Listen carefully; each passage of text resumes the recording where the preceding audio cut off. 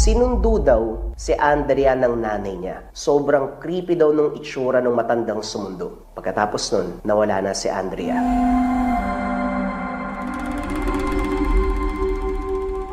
Sa isang malayong baryo sa probinsya, mga kabayan, naging talamak ang pagkawala ng mga mag-aaral. Pero ang pinaka nagpa-creepy dito, kahit ang anak ng manggagamot, sikat na manggagamot, nabiktima rin. Yung lugar kasi, mga kabayan, makukonsider natin na sobrang perpekto. Maganda yung kalikasan, maganda yung tanawin, payapa ang klima ng hangin, berde ang lugar.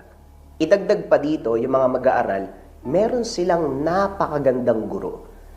Hindi lang siya basta magandang guro, mga kabayan, bukod sa magaling siya magturo, talagang nagtatrabaho siya ng more than doon sa profession niya. Mahal niya yung pagtuturo, mga kabayan. Yung lokasyon ng paaralan, mga kabayan, nasa dulo ng sitio. Tapos sa kabilang dulo ng sitio, nandun naman yung sobrang sikat na manggagamot. Siya yung pinupuntahan ng lahat ng mga taga-baryo kapag meron silang nararamdaman. Pilay, lagnat, sakit ng tiyan, mga pananakit ng ulo.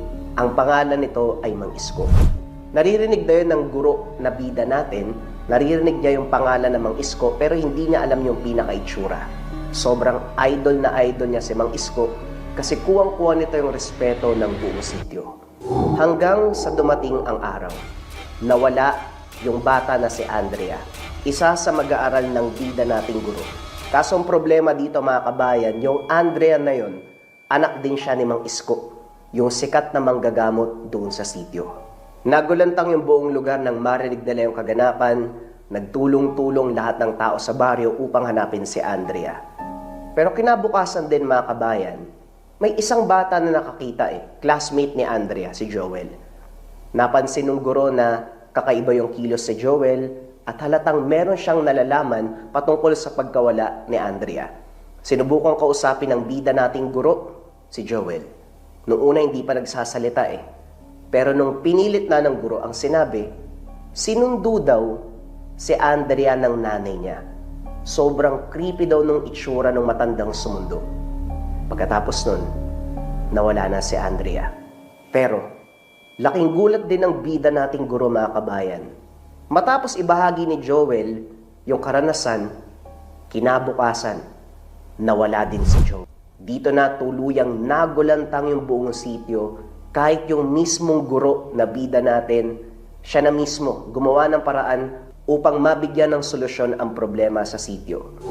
Nagpunta siya sa gubat, sa mga liblib na lugar, hanggang sa parang may humihila sa kanya papunta sa isang parte ng gubat. Doon niya nakita yung napakalaking puno ng balete. Tinitigan niyang maigi, unti-unti siyang lumapit na parang merong humihila sa kanya. Hanggang sa nakaramdam siya ng matinding kilabot sa katawan. Dali-dali siyang tumakbo, pauwi ng tahanan. Kaso lang, mga kabayan ko, bago pa siya makapasok ng bahay, nakarinig siya ng kaluskos sa harapan ng pintuan. Meron siyang napapansin na tao. Kaya naman itong guro, upang makasigurado, kumuha siya ng pamalo Dahan-dahan siyang lumapit doon sa pintuan. Nakita niya, isang lalaking nakatalikod. Bumuelo siya ng palo, mga kabayan, pero humarap kaagad yung lalaki. Pinahinto siya sa gagawin niya. Dali-dali namang nagsalita yung lalaki na to, matandang lalaki, mga kabayan. Sinabi niya meron lang siyang hinahanap. Kaso naamoy nitong guro na bida natin, naamoy alak yung lalaki na ito. Pero napukaw ang atensyon ng guro nang sabihin niya, hinahanap niya yung nawawalang anak niya na si Andrea, which is yung estudyante ng bida nating guro. Una, ayaw pa maniwala nung guro yung bida natin kasi nawawala na nga yung anak mo tapos lango ka pa sa alak. Pero pinaliwanag ng sikat na albularyo si Mang Isko na kaya siya lango sa alak dahil hindi niya na alam yung gagawin niya. Sa punto na to, mga kabayan, sinabi ko nung una na etong bidang guro, idol na idol niya si Mang Isko. Pero hindi niya alam yung itsura ng matanda. Hanggang sa punto na yon. Hindi niya pa rin alam na si Mang Isko na yung kaharap niya, hindi pa rin nagpapakilala yung matanda na ito dahil napunta ang kanilang usapan sa pagkawala ni Andrea na anak ng magaling na manggagamot. Umabot sa punto mga kabayan, nag-usap silang dalawa, nakiusap tong matanda, pati na rin yung guro, na kailangan nilang magtulungan upang malutas ang problema na ito. Kinabukasan, matapos ng inkwentro niya doon sa matanda na magaling na manggagamot, uwian mga kabayan, napansin ng guro, yung isang estudyante niya merong kasama na matandang babae na naman. Si Aling Lourdes, nanay ng bata na yun, pero kakaiba yung galaw. Hindi normal. Iba ngumiti, iba kumilos, at sobrang dark no aura. Kaya naman sinundan niya kasi papasok sila sa gubat kasama yung estudyante. Pagdating malapit doon sa puno ng balete, doon na gumawa ng paraan yung guro. Kinausap si Aling Lourdes kung bakit dadalhin doon yung bata. Tinitigan lang siya ni Aling Lourdes. Hindi ka agad nagsasalita, sobrang creepy, nakakapanindig balahibo. Ang sabi lang ni Aling Lourdes, bakit ka ba nangingialam? Pagkatapos nun mga kabayan, ngumiti ng nakakaloko si Aling Lourdes, tumalikod sa kanya. Iniwanan yung bata, naglakad papasok ng gubat. Eto namang guro, dali-daling hinila yung bata papauwi ng tahanan nila. Binili ng maigi na wag kang lalabas hanggat wala ang iyong nanay. Sumakto naman mga kabayan, dumating yung totoong Aling Lourdes. Nakausap niya, tapos sabi nito ni Aling Lourdes, anong sinasabi mong pumunta ng gubat? Pumunta nga ako sa school para sunduin yung bata, wala siya dun .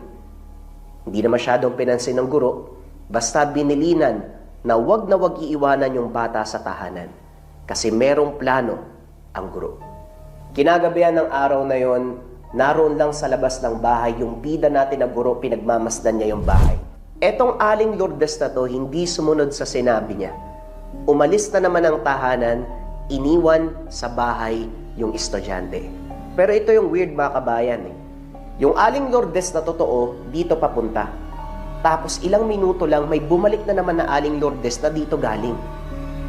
Parehong-pareho yung itsura. Pero alam din ng bida nating guro na hindi to totoo. Isa na naman tong pagpapanggap.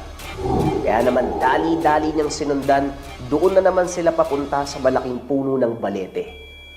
Kinausap na ng guro, sino ka ba? Anong kailangan mo? Bakit mo kinukuha yung mga bata? Dito na nagsimula ang malaking problema. Ngumiti ng nakakaloko yung matanda, paulit-ulit siyang inatake.